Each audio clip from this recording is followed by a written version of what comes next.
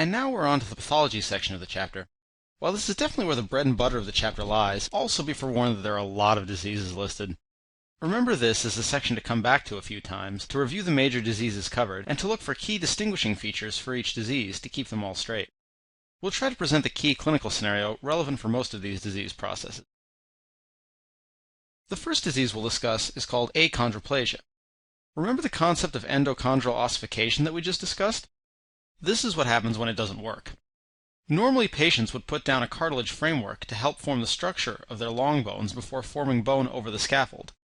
In this case, a constitutive activation of FGFR3 inhibits the chondrocytes from proliferating.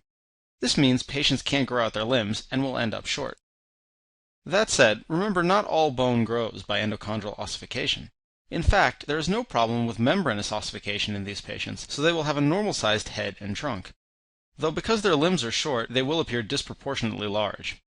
There is a huge spectrum of osteochondrodysplasias, the family of diseases that includes achondroplasia, but this is one of the more common ones. So what will they ask you about this curious disease? There are a couple of high-yield concepts about achondroplasia that you should know. First, this is one of the few diseases that actually increases with advanced paternal age. Most patients develop the disease spontaneously, but if it is inherited in an autosomal dominant fashion. Another important fact to know is that these patients will have a normal lifespan and normal fertility. Osteoporosis is an extremely common disease, and as is the spirit of the Step 1 exam, common diseases are always well represented in their question bank. Osteoporosis is defined as a reduction primarily of the trabecular bone, despite normal bone mineralization in lab values. There are technically two different types of osteoporosis. Type 1 is postmenopausal, wherein decreased estrogen levels cause increased bone resorption. Type 2 is likely different, wherein slow but steady loss of bone mass with age leads to osteoporosis.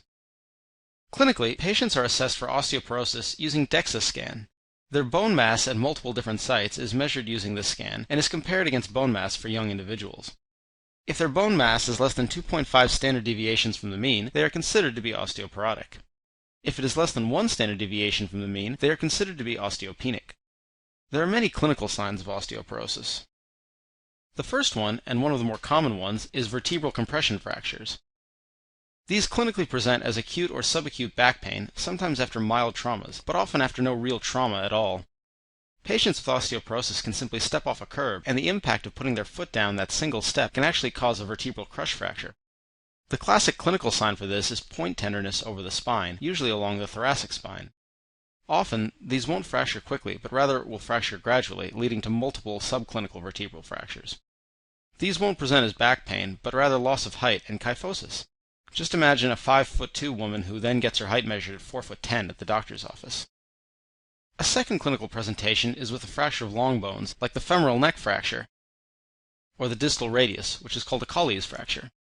A classic question they like to ask about patients with osteoporosis is the medications that you can give them, not to treat the osteoporosis, but rather to treat other conditions in patients with pre-existing osteoporosis. Remember, old people fall down a lot. If they have osteoporosis and they fall down, they break bones, and in some cases, they even die. If you give them something that can cause them to fall down more, they will break more bones and have an even greater chance of death. So you'll have an old patient with insomnia, and they'll give you 4 options. Say zolpidem, a benzodiazepine, and diphenhydramine are the first 3. All of them would work, but they would all increase fall risk. The 4th option would be to screen for depression, not a first choice for all doctors, but definitely safe to do, and worth doing because remember, depression in the elderly can present atypically. Remember to screen for depression. So if a patient actually does have osteoporosis, what can they do for it? For one, they can reverse time and start exercising and increase calcium and vitamin D intake to improve peak bone mass. But since you can't actually reverse time, you still have a few other options. One option is to use bisphosphonates, which are very commonly prescribed. Other options include SERMs, or selective estrogen receptor modulators. You can also use calcitonin or pulsatile parathyroid hormone. We'll discuss the more common ones in the pharm section. Before we move to osteopetrosis, one final fact is that you can't use drugs whose side effect profile includes loss of bone density. Any ideas what drugs this includes? Glucocorticoids are the classic ones. You'll read in your pharm chapter that it also includes heparin. Osteopetrosis is an interesting disease and relates to an aspect of bone growth that we haven't touched on in much detail. When you form bone, there's sort of a battle that is going on between osteoblasts and osteoclasts.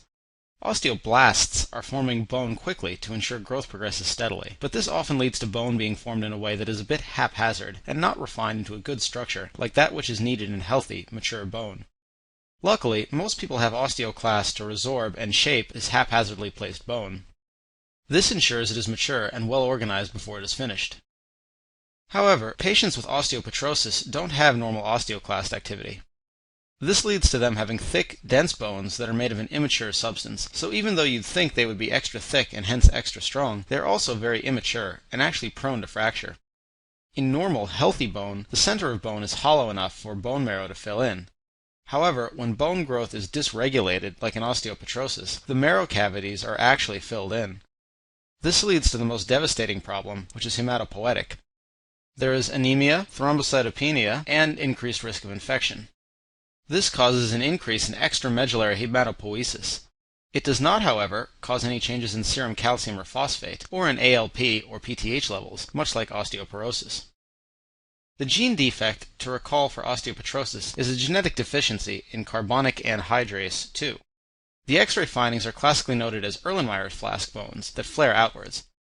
The clinical pearl that you need to remember, the sort of physical exam sign that would make you think osteopetrosis, occurs because bone enlargement impinges on cranial nerves and leads to palsies. Osteomalacia is a disease wherein bone is not mineralized appropriately. Basically, this results in bones being softer than they should be. Osteomalacia, translated from Latin, means soft bones. It is caused by a deficiency in vitamin D. Vitamin D, as you should remember from your endocrinology lectures, is an important regulator of calcium levels in the body. Because calcium is low, patients will have a reflex increase in PTH, which will also decrease phosphate levels. Remember that PTH is the phosphate trashing hormone. If you are suspecting osteomalacia, these lab values would definitely confirm your diagnosis. The term rickets is not much different from osteomalacia, except that it refers more specifically to vitamin D deficiencies in kids. Paget's disease is quite interesting, particularly because the cause remains unknown. Osteoblasts and osteoclasts in the body both function, but work abnormally here. This causes the bones to appear much different than they would otherwise in a healthy individual. This appearance is not only at the macroscopic level, but also at the microscopic level, when looking at the architecture of the bone histologically. The thought is that a viral illness may play a part in its etiology, but this is still not confirmed. The classic lab value that is abnormal is increased ALP. This is a fact that you may see on the boards. With diseases like Paget's, there are two things you should pay attention to.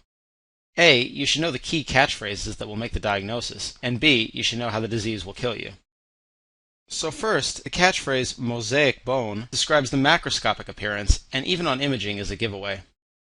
Long bone chalkstick fractures are also common. Imagine the way chalk breaks, with a straight line across it axially. Healthy bone doesn't do that because it's designed to have a lot of resilience in that direction, but for patients with Paget's, it is much easier to break the bone. And how will it kill you? There are at least two ways it can kill you.